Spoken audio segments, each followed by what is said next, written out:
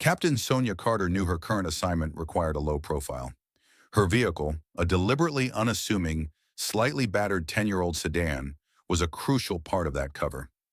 She'd recently moved into a rental in the affluent, gated community of Willow Creek Preserve, a neighborhood chosen for its strategic proximity to the subject of her long-term undercover investigation into municipal corruption.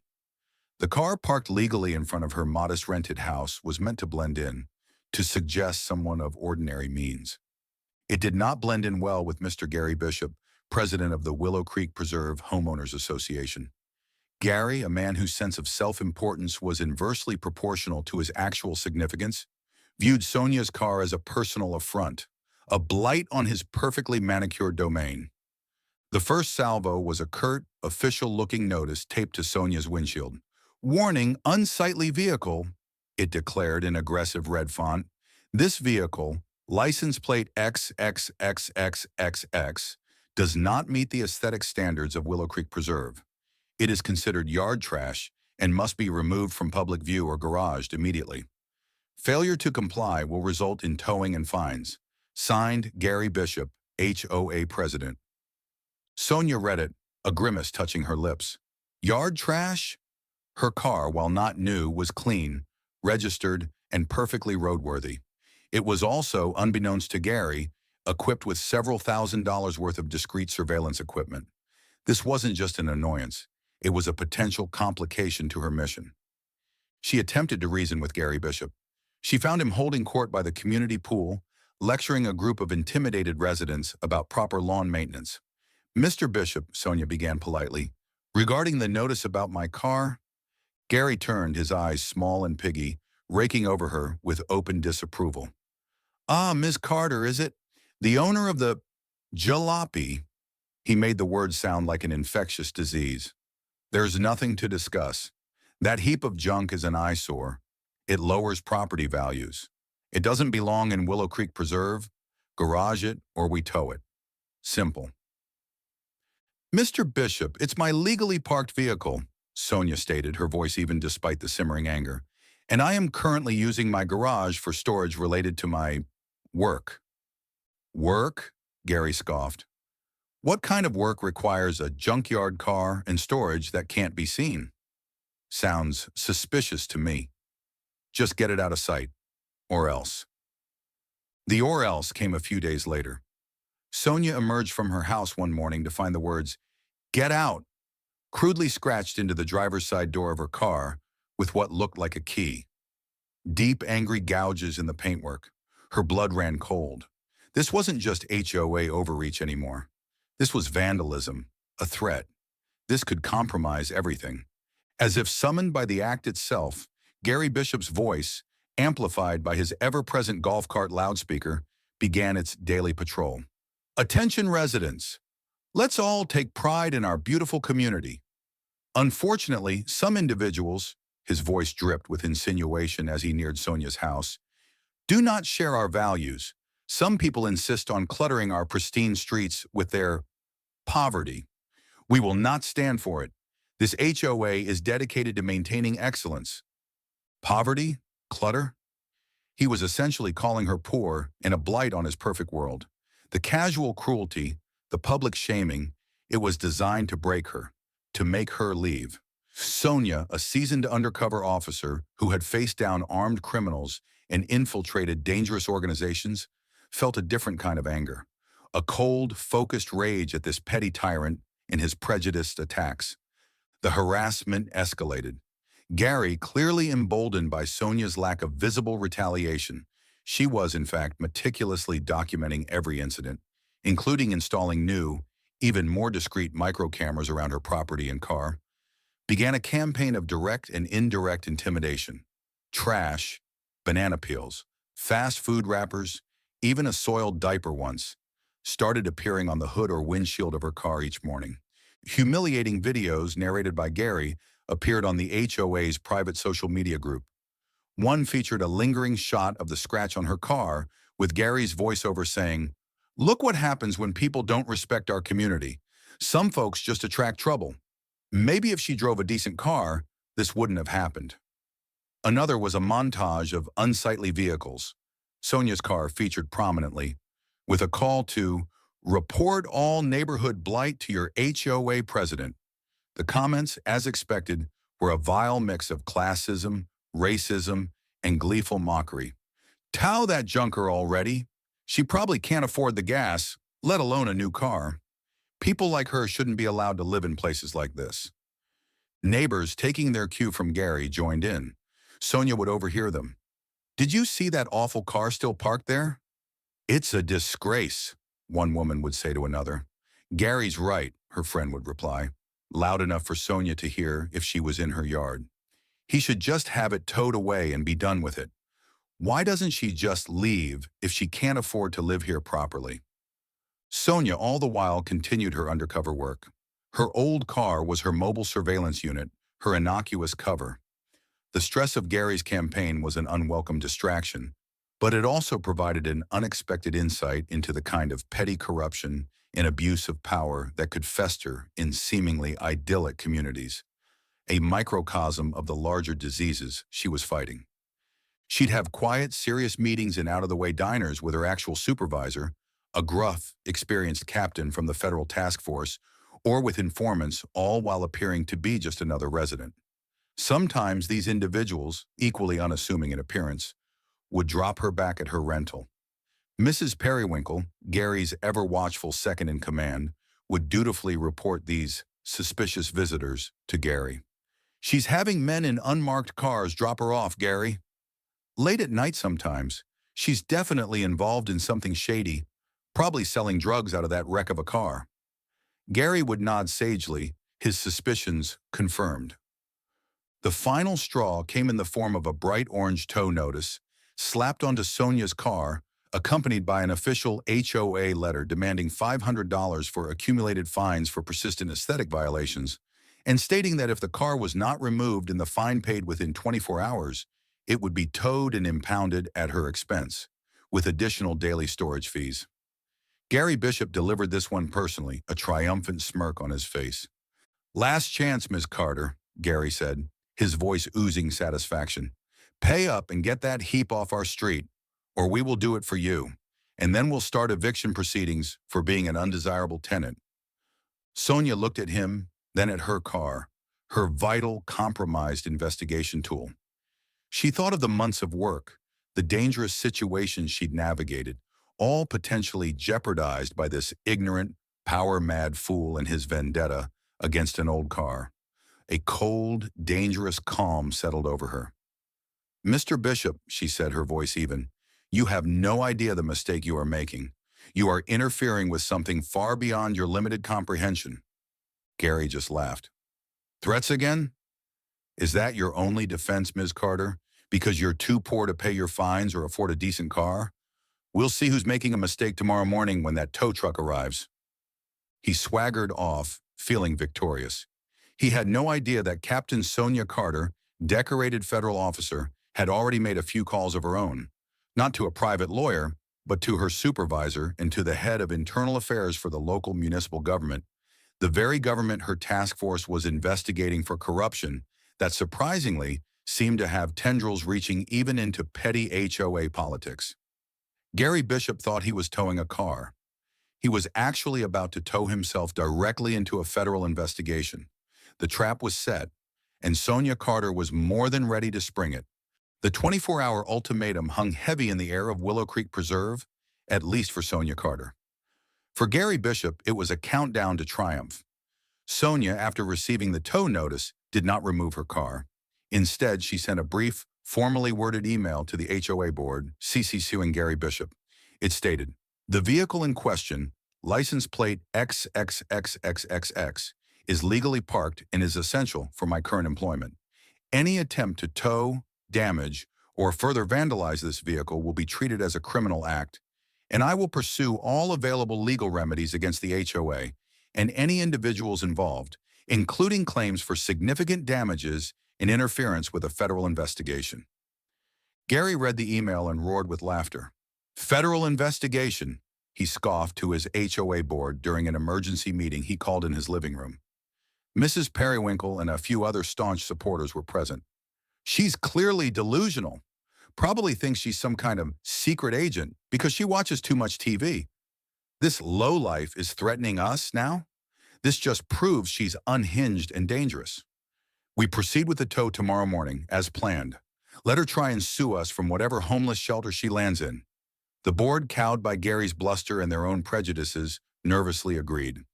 The remaining hours were a form of psychological torture for Sonia. Gary, reveling in his perceived power, made several loudspeaker announcements from his golf cart. Final countdown, folks. The illegal junk car on Sycamore Lane will be removed at precisely 9 a.m. tomorrow. Come on out and witness Willow Creek Preserve being beautified. Let's show these people we don't tolerate trash in our neighborhood. He even had Mrs. Periwinkle distribute flyers for a tow-away tailgate party, coffee and donuts provided by your dedicated HOA. Sonia watched all this with a cold, controlled fury. Her undercover operation, months in the planning, years in the making, investigating deep-seated corruption within the municipal government that had links to several prominent Willow Creek residents, including, she was beginning to suspect, Gary Bishop himself, given his sudden, unexplained affluence and tyrannical control, was now directly threatened by this petty, ignorant despot. Her car wasn't just transportation. It was her mobile surveillance hub, packed with discreet audio and video recording equipment, GPS trackers, and secure communication gear. If it was towed and impounded, or worse, searched by an overzealous local tow yard under Gary's influence, her entire investigation could be blown.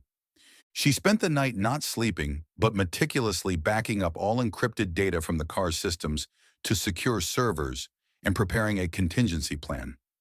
She also made a few quiet, coded calls to her supervisor, Captain Miller. "The situation with the vehicle is escalating, sir," she reported, her voice low. "Local interference is becoming critical. Asset extraction might be compromised. Requesting advisory." "Hold your position, Carter," Miller's gruff voice came back. "Do not break cover unless absolutely necessary for your safety or the integrity of the primary objective. We have feelers out regarding certain financial irregularities within that HOA's leadership. This Bishop character might be digging his own grave. Document everything. We'll act when the moment is right." The hints of Sonia's true identity and the expanding scope of her investigation continued to be wildly misinterpreted. Late that night, Sonia needed to retrieve a sensitive audio file from a hidden compartment in her car. Using a small, specialized toolkit under the faint glow of a penlight, she carefully accessed the panel. Mr. Henderson from across the street, a nervous insomniac who had become one of Gary's informants, saw the flickering light and Sonia's furtive movements. He immediately called Gary, whispering frantically, "Gary! She's in the car, right now. She's trying to hotwire it, or maybe she's planting a bomb. She's got tools." Gary, delighted, added attempted vehicle theft bomb making to his mental list of Sonia's crimes. "We'll catch her red-handed before the tow truck even arrives," he crowed. The next morning, Sonia received a visit from two individuals in a plain sedan. They were not overtly official, but their demeanor was serious, their questions pointed. These were internal affairs detectives from the local city PD, discreetly following up on an anonymous tip likely from Sonia's federal task force, leveraging the early findings of their corruption probe about potential misuse of HOA funds and extortion by Gary Bishop. They asked Sonia general questions about her experiences with the HOA. She answered carefully, truthfully, without revealing her own status, providing them with copies of the threatening letters and fines. Gary and Mrs. Periwinkle, watching from a distance, were ecstatic. "See," Gary whispered to Periwinkle, "the police are finally here to investigate her. I told you she was a criminal. They're probably going to arrest her before my tow truck even gets here. This is perfect." Sonia, during her conversation with the IA detectives, used precise legal terminology regarding harassment and due process. The HOA's actions appear to constitute a clear pattern of targeted harassment and potentially tortious interference with quiet enjoyment, not to mention the criminal vandalism to my vehicle, which is an official asset, she stated calmly. The detectives exchanged a significant look. "Official asset?" one asked. Sonia merely said, It is vital for my employment. Gary, if he'd heard, would have scoffed that her employment was probably chief bottle washer at the local dive bar. The HOA's tow-away tailgate party began at 8:30 a.m. A small, ghoulishly gleeful crowd of Gary's supporters gathered on the sidewalk near Sonia's house, sipping coffee from HOA-branded cups, awaiting the spectacle. Gary was in his element, strutting, preening, accepting congratulations for cleaning up the neighborhood. "She thought she could defy us," he boasted. "She thought her threats meant something." Well, in Willow Creek Preserve, the HOA always wins. Sonia watched from her window, her face impassive, though her mind was racing. Captain Miller had given her strict orders. Do not compromise the larger investigation unless absolutely unavoidable. But the car was critical. This was going to be a very fine line to walk. At precisely 9 a.m., a massive tow truck, its yellow lights flashing, rumbled down Sycamore Lane. Gary cheered, raising his coffee cup in a toast. The crowd applauded. The tow truck driver, a burly man with a bored expression, maneuvered his vehicle into position in front of Sonia's old sedan. He got out, looked at the car, then at Gary. "This the one, boss?" the driver asked. "That's the one," Gary said, practically bouncing with excitement. "That heap of junk, hook it up and haul it away, and make sure to send the impound bill to this address. Add a significant inconvenience fee for me, too." The driver unslung his chains, preparing to hook up Sonia's car. The crowd leaned in, eager for the final act of humiliation. This was it, the peak of their petty, prejudiced campaign. Sonia Carter, the lowlife, the poverty-stricken owner of the ugly car, was about to be publicly shamed and her property seized. She appeared to have no recourse, no way to stop this without blowing her cover and potentially derailing a federal corruption investigation that was months, if not years, in the making. The injustice was a palpable, suffocating thing. Sonia took a deep breath. She picked up her discreetly worn tactical jacket, the kind that didn't scream police, but offered functionality and could conceal certain items. She slipped something heavy and metallic into an inner pocket. She then opened her front door and calmly, deliberately, walked out to face them. The show, it seemed, was about to begin, and it wasn't going to be the one Gary Bishop had planned.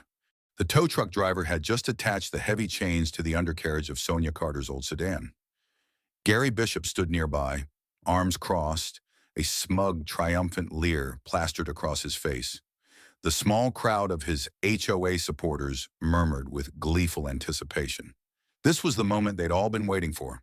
The public expulsion of the lowlife and her junk car. "All right, Jerry," Gary called out to the tow truck driver. "Haul that piece of trash out of here. Let's beautify Willow Creek Preserve." Just as Jerry reached for the lever to begin hoisting the car, Sonia Carter stepped calmly from her front door. She wore a simple dark jacket over her casual clothes, her expression unreadable. "Hold it right there, driver," Sonia said, her voice quiet but carrying an undeniable authority that cut through the morning air. Gary scoffed loudly. "Well, well, if it isn't Ms. Carter, come to watch the show. Or did you magically find the $500 fine? What are you going to pay with, Carter? Good intentions?" His supporters snickered. Sonia ignored him. She walked directly toward the tow truck driver, then turned to face Gary and the assembled crowd. "Actually, Mr. Bishop," she said, her voice now resonating with a new steely quality, "I was about to make a call, but not to a bank." She reached into her jacket and slowly, deliberately, produced a gleaming silver police badge attached to a leather holder and a laminated federal ID card. "Captain Sonia Carter," she announced, her voice clear and unwavering, "Federal Anti-Corruption Task Force. This vehicle," she gestured sharply to her old sedan, "is registered United States government property, currently deployed as an active undercover surveillance unit in an ongoing federal investigation into municipal corruption and organized fraud within this county, including activities suspected within the leadership of the Willow Creek Preserve Homeowners Association." The tow truck driver froze, his hand hovering over the lever, his eyes wide as saucers. The smug grins on the faces of Gary's supporters vanished, replaced by gaping mouths and expressions of utter, horrified disbelief. Gary Bishop himself looked as though he'd been punched in the gut. His face went from a triumphant red to a sickly, mottled gray. Federal? What? This is This is a joke. You're not a cop. That car's a wreck, he stammered, his bravado instantly evaporating. The wreck, Mr. Bishop, Sonia continued, her eyes like chips of ice, is equipped with several $1,000s worth of highly sensitive audio and visual recording equipment. Equipment that has, by the way, meticulously documented every instance of your harassment campaign, every slanderous statement, every threat, and most notably, the vandalism you orchestrated against this federal vehicle. That, sir, is called destruction of government property and obstruction of a federal investigation. She then turned slightly as if addressing someone unseen. And while you've been so preoccupied with my old car and my supposed poverty, Mr. Bishop, my colleagues in the Internal Affairs Division and the Federal White-Collar Crime Unit have been taking a very close look at your finances, specifically the rather creative accounting practices of the Willow Creek Preserve HOA funds. It seems a significant amount of money allocated for community improvement and security services has been systematically diverted into shell corporations linked directly to, well, to you. As if on cue, 3 unmarked sedans, which had been parked inconspicuously down the street, silently converged on the scene, their blue and red dash lights now subtly flashing. Several plainclothes officers, the same internal affairs detectives who had interviewed Sonia earlier, along with 2 stern-faced federal agents, emerged and moved purposefully towards the stunned group. Gary Bishop, the lead IA detective said, his voice calm but firm, his eyes locked on the trembling HOA president. You are under arrest for embezzlement of community funds, multiple counts of wire fraud, mail fraud, and conspiracy to obstruct justice. You have the right to remain silent. Gary let out a choked, animalistic sound of pure terror. No, this isn't happening. It's her. She set me up. That car. She's the criminal. He looked wildly around at his former supporters, who were now backing away from him as if he were contagious. She's a cop? One woman whispered, her face pale with shock. A federal cop? Oh my God, Gary, you absolute arrogant fool. You're done. As the officers cuffed a now sobbing and incoherent Gary Bishop, Sonia Carter addressed the remaining horrified HOA members and onlookers. Justice, it seems, patrols every street, even in Willow Creek Preserve. Mr. Bishop thought he was above the law, that he could use his petty HOA power to bully, harass, and defraud. He was wrong. This community deserves honest leadership, not tyranny. She then looked at the tow truck driver, who was hastily unhooking his chains from her car.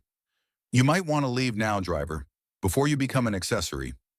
Jerry needed no further encouragement. He practically dove into his cab and sped away. The downfall of Gary Bishop and the corrupt Willow Creek Preserve HOA was swift and absolute. Gary was convicted on multiple federal and state charges and received a lengthy prison sentence. The HOA was placed into receivership, its finances in ruins, its reputation destroyed. Other board members who were found to be complicit faced their own legal and financial repercussions. Sonia Carter's undercover operation, thanks in part to the HOA's unwitting exposure of local corruption links, successfully concluded with several high-profile arrests within the municipal government. She was awarded $3 million in her civil suit against Gary Bishop and the remnants of the HOA for defamation, harassment, and damages to federal property. The story of the undercover cop whose beat-up car was the key to unraveling a web of corruption became a media sensation. The videos Gary had posted to humiliate Sonia were now replayed endlessly, highlighting his own spectacular, self-inflicted demise, reaching over 50 million views. Captain Sonia Carter, after her assignment concluded, used her experiences and a portion of the settlement funds to establish the Carter Center for Community Security and Ethical Governance. The center focused on training young law enforcement recruits in advanced undercover techniques and ethical community policing, and also provided resources and workshops for citizens on how to combat HOA abuse and local government corruption. Her podcast, Justice on Patrol, Unmasking Corruption, quickly became a chart-topping hit, with millions of listeners tuning in for her insights and real-life case studies. And yes, any individual with a documented history of abusing community positions or engaging in fraudulent activities was explicitly barred from participating in any Carter Center programs. The final scene, several years later. Gary Bishop, having served his time, is now a lowly parking lot attendant at a sprawling, chaotic impound lot, a dusty purgatory filled with towed cars. He looks broken, haunted, his former arrogance completely extinguished. As he listlessly directs a car into a space, he sees a poster tacked to the wall of the attendant's grimy booth.